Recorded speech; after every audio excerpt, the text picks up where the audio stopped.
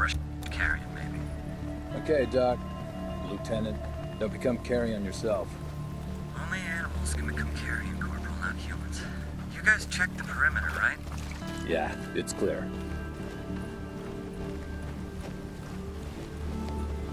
Yeah. Anyone else hear that?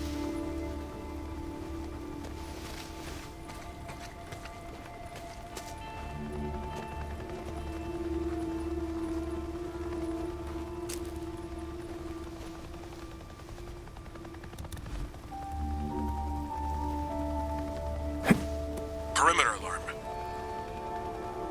Lieutenant O'Brien, field note 2006. On approach to the landing site, I observed a large swarm of insects, probably Tabanus atratus or Diptera, in a clearing well away from our designated target. From that distance, I could not discern what was attracting the insects, but from the size of the swarm, recent carrion is indicated. Should be just over here. Damn it, where is it? Ah, here it is.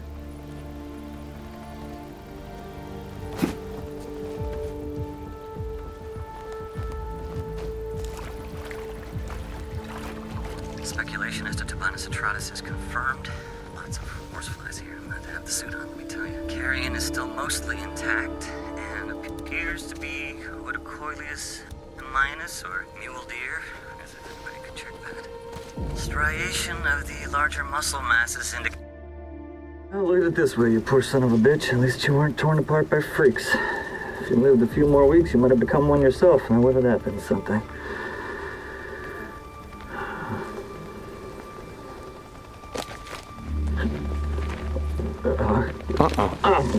What do you want? Stay back. I just want to talk. Nero Protocol 2-7 states clearly that if conducting operations in quarantine zones, that if I encounter any civilians or civilians, that I'm forbidden from making contact. Really? See, that sounded to me like making contact. Yes. Yes, it did. You're alive. Yes. I am. How? How are you alive, What? O'Brien? I don't understand. Okay. You were there. That night. Farewell. The next night, Nero refugee camp. Protocol The choppers 2-7 were states. burning. Everyone was dead. They were slaughtered. Torn limb from Nero goddamn limb. Protocol All right, 2-7. listen up. We're going to do this the easy way or the hard way. The easy way, we have a little chat.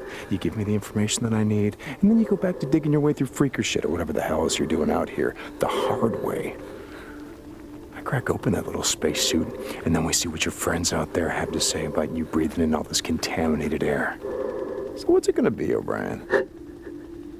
Yes. Okay. Okay.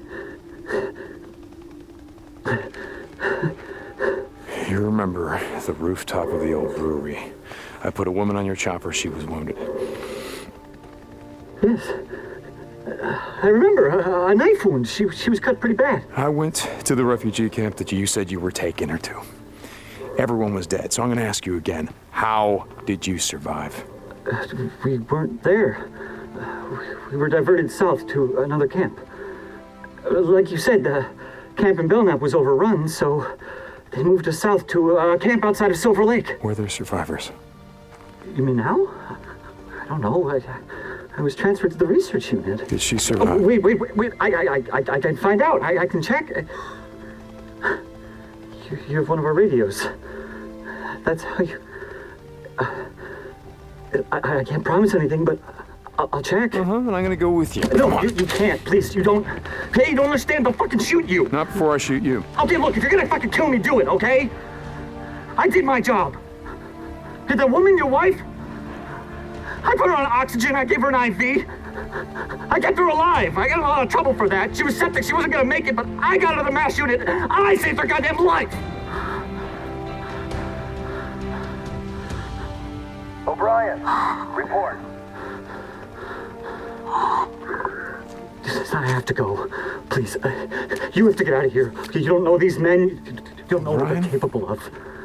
If I don't hear from you, I don't care how long it takes. I'm going to track you down.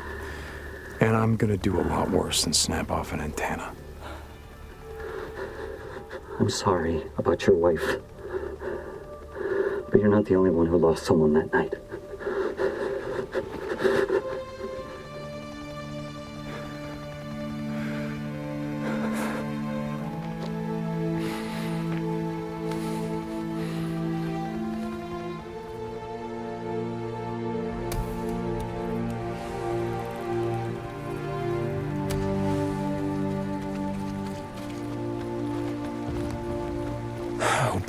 O'Brien. He's alive. How the hell is he alive? They were diverted south.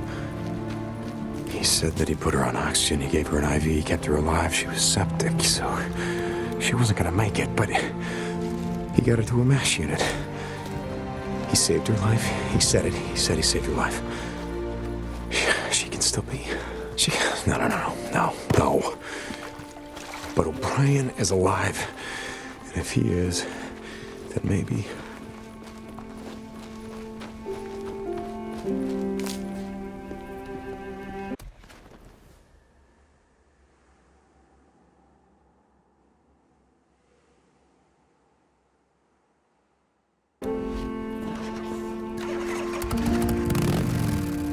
Deke, you there? Uzman, a few days ago, I asked you if you remembered that new road.